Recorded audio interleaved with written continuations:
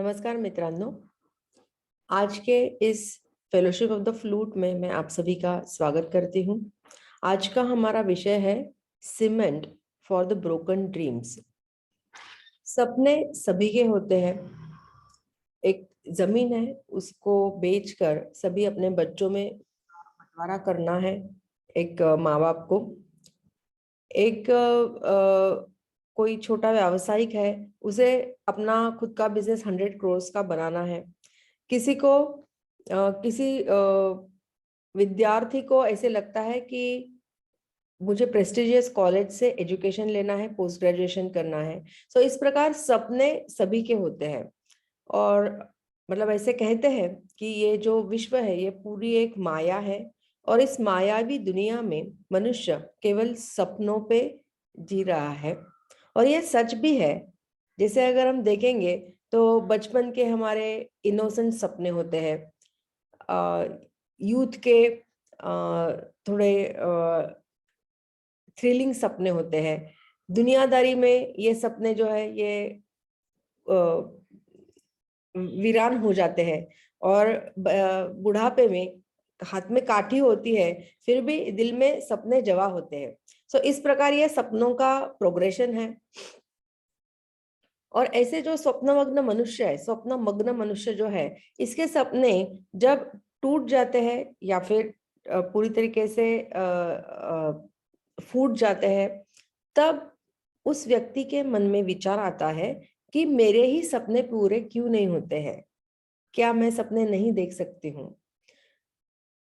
ये सवाल आपके मन में भी बहुत बार आया है, ये मुझे मालूम है।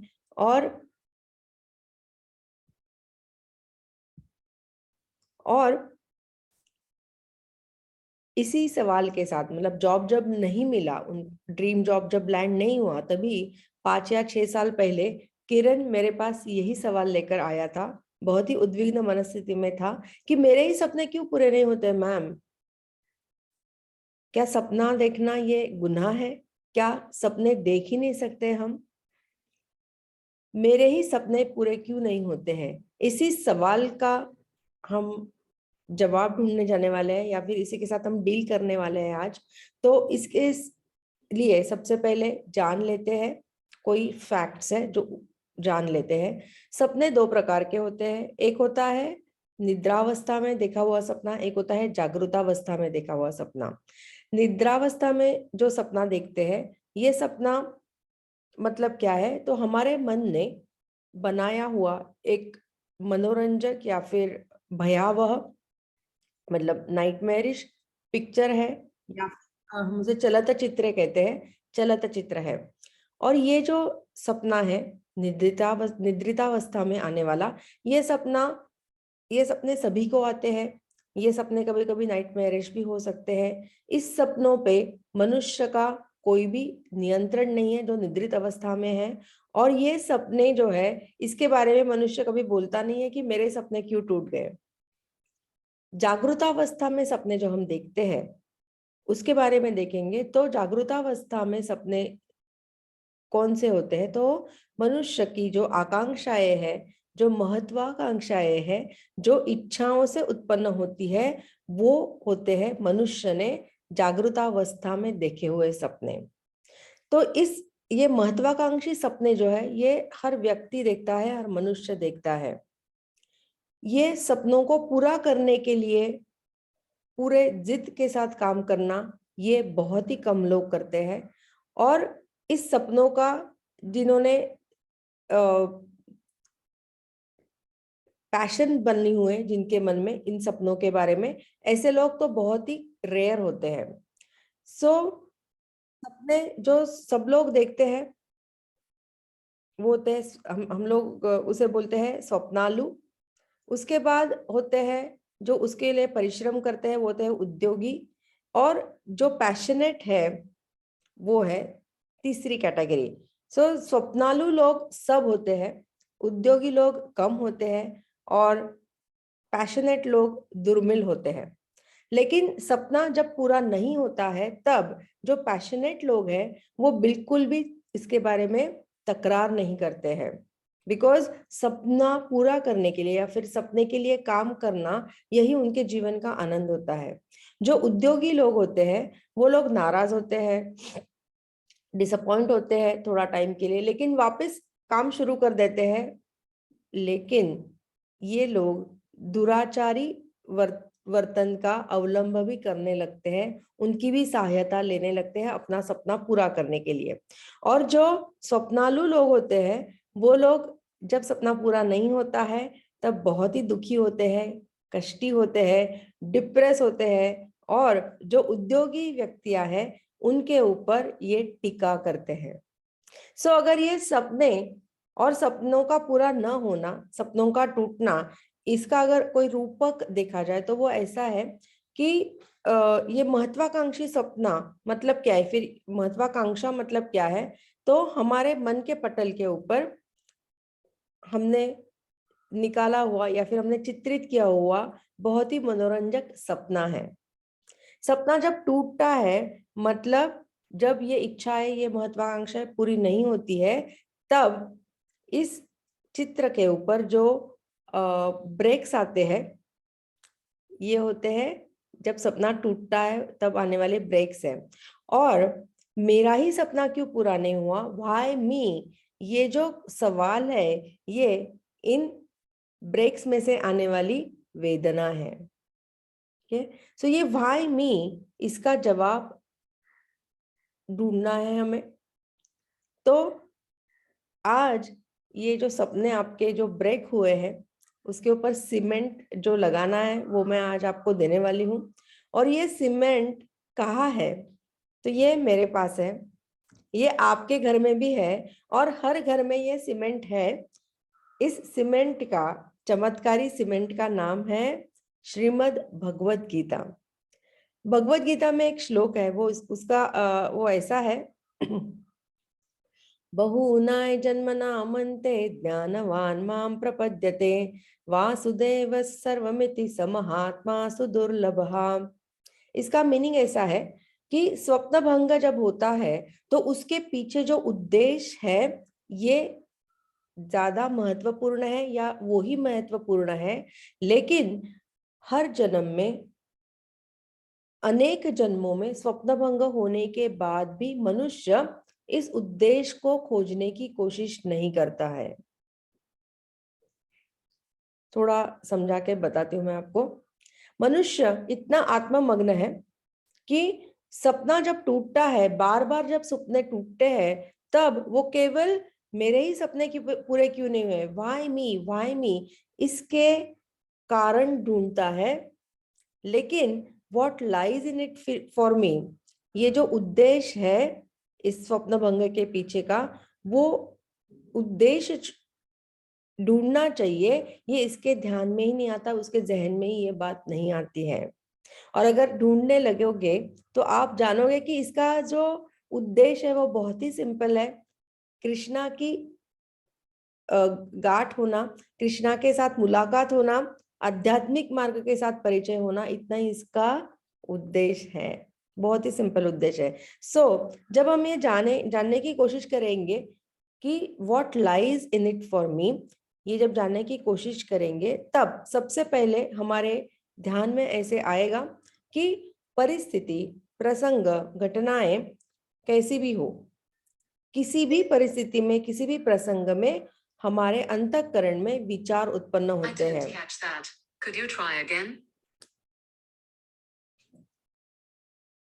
हमारे अंतःकरण में विचार उत्पन्न होते हैं और ये विचार जो होते हैं वो तटस्थ होते हैं। मतलब मेरा सपना पूरा नहीं हुआ, मेरा सपना पूरा हुआ, मेरा सपना अधूरा है, या फिर मेरा सपना पूरा टूट गया है, जो भी है, जो विचार है वो तटस्थ होते हैं, न्यूट्रल होते हैं।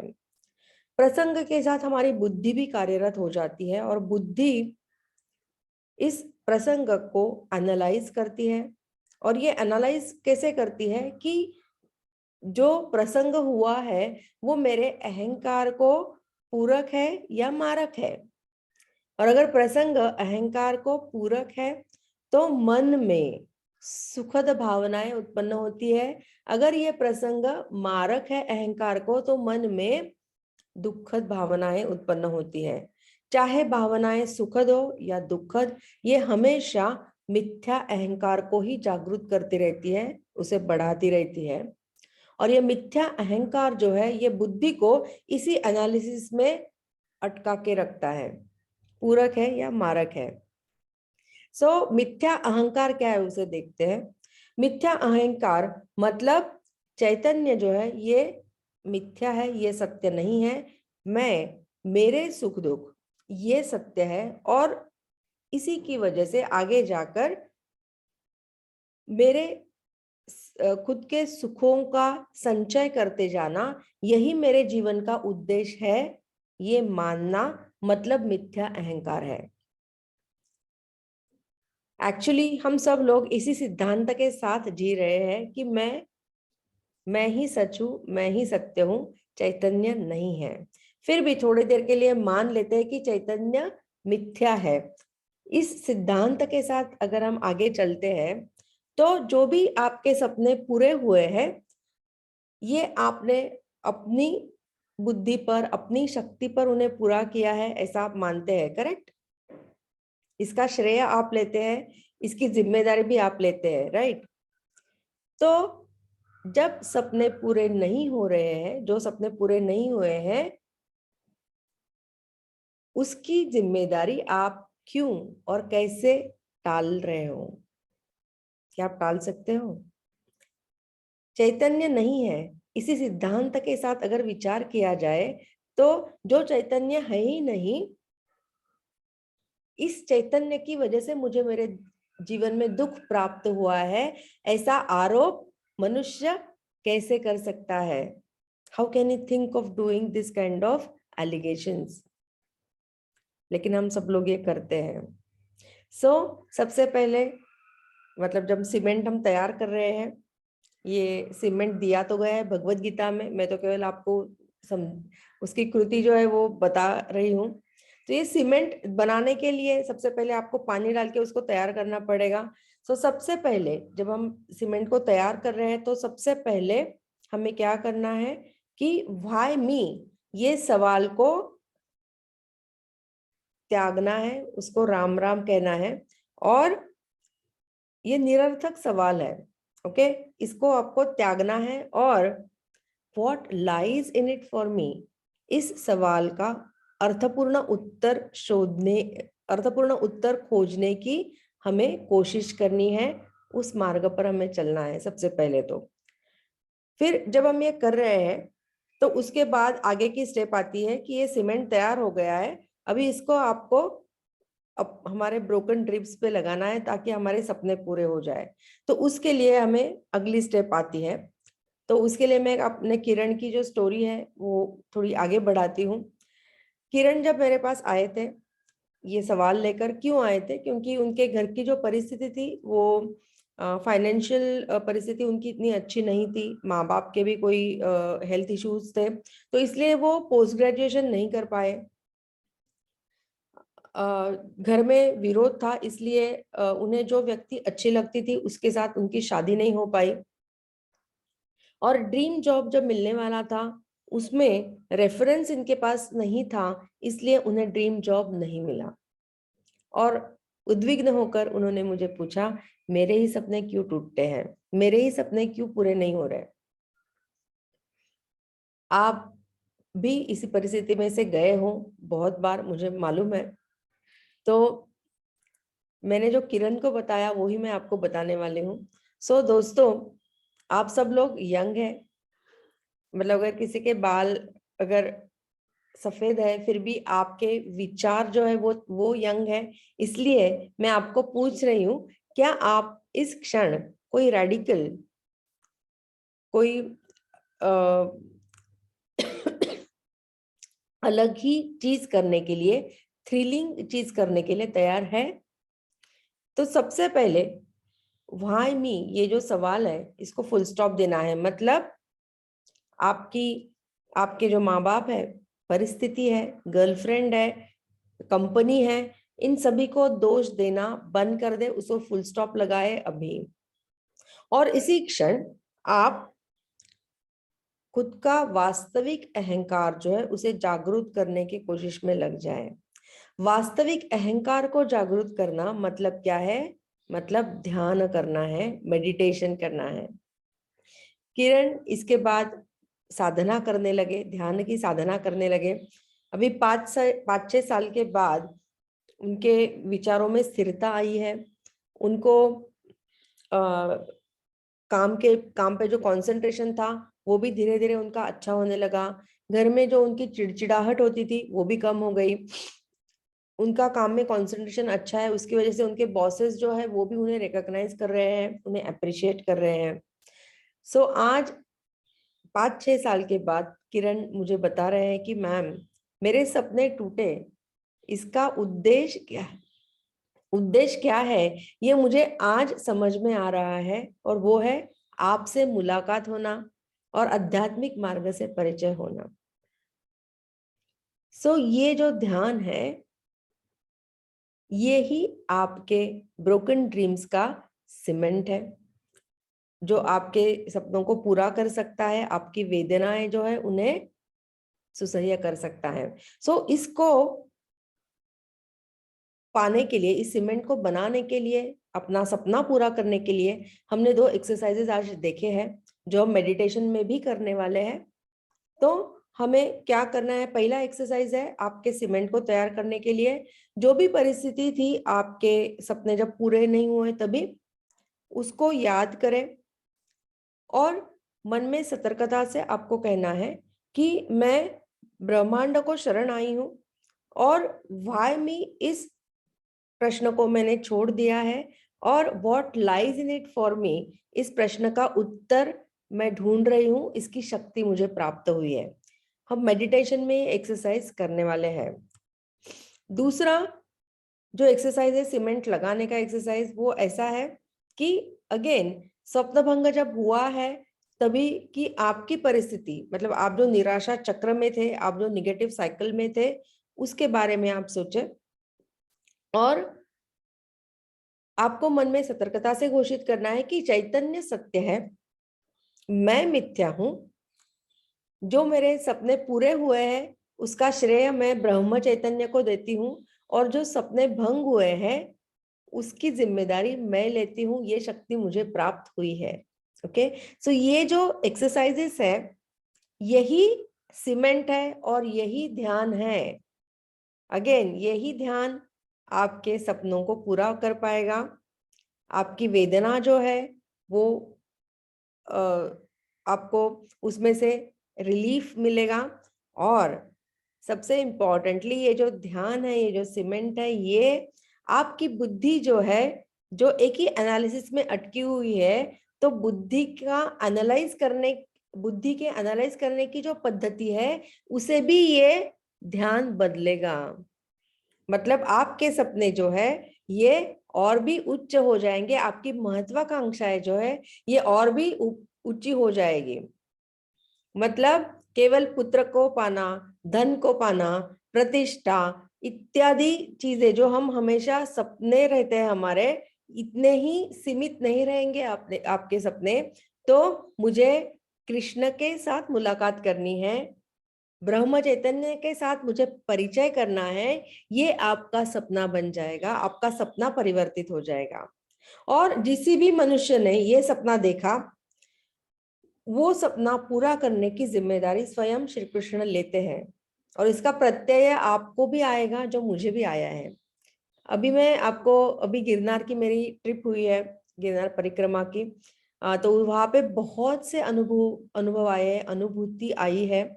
कुछ मैं शेयर करना चाहती हूँ जो कि इस विचार के साथ जाते हैं। परिक्रमा गिरनार की जो है ये गिर फॉरेस्ट में से जाती है पूरी।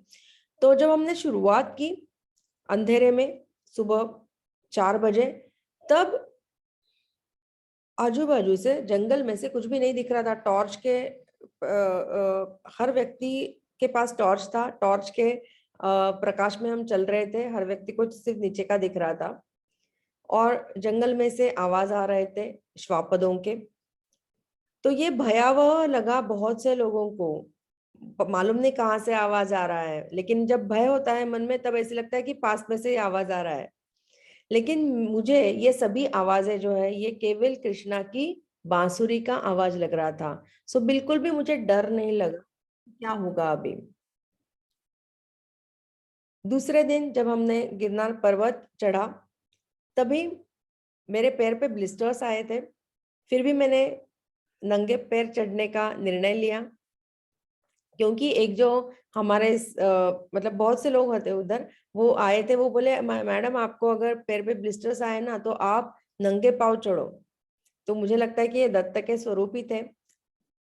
उनके कहने की वजह से मैंने हिम्मत इकट्ठा की कि चलो हम नंगे पैर पर्वत चढ़ेंगे। दोपहर के समय में हम पर्वत, मतलब हम लोग ने सुबह 8:30 बजे शुरू किया पर्वत चढ़ना, रात को 8:30 बजे वापस आए। सो दोपहर के समय में जब वो स्टेप्स थी वो गर्म हो गई थी। ओके।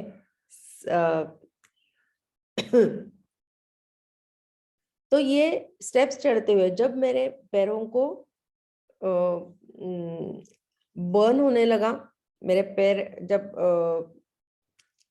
बर्न होने लगे, तभी मेरे मन में जब ख्याल आया कि मेरे पैर को तकलीफ हो रही है, मेरे पैर तो जल रहे हैं इस धूप की वजह से, ये गरम स्टेप्स की वजह से। अगली जो स्टेप मैंने डाली, उस स्टेप पर जब मैंने पैर को रखा, तभी मुझे एहसास हुआ कि मेरे पैर के नीचे से ठंडा पानी जा रहा है। उसके बाद मुझे एक भी स्टेप पर पैरों में जलन हुई नहीं। और वापस आने के बाद करिश्मा जो मेरे साथ थी वो बोली, अरे तुम्हारे तो पैर पूरी तरीके से जल गए हैं। सो ये अनुभव आते हैं जब आपका उद्देश्य जो है वो क्लियर है। मतलब मुझे क्यों जल रहा है ये नहीं है, इसके पीछे मेरे लिए क्या है, मेरा उद्देश्य अगर ये मेरे साथ हो रहा है तो उसका उद्देश्य क्या है, ये जानने का जब आप ठान लेते हो तब आपको ये प्रत्यय आते हैं। और जैसे मैंने कहा कि कृष्णा से मुलाकात होना, ब्रह्म चैतन्य का परिचय होना, यही उसका एक उद्देश्य है। और ये उद्देश्य जब आपके मन में है तो ऑलरेडी मैंने कहा है कि कृष्ण इसकी जिम्मेदारी लेता है, ब्रह्म चैतन्य इसकी जिम्मेदारी लेता है कि यह मुलाकात हो। और ये जब मुलाकात होती है, ये जब अनुभव आपको आते हैं, तभी आपका जो अंतःकरण है वो भी नाचने लगता है और गाने लगता है, जय जय राम कृष्ण हरि, जय जय राम कृष्ण हरि, जय जय राम कृष्ण हरि।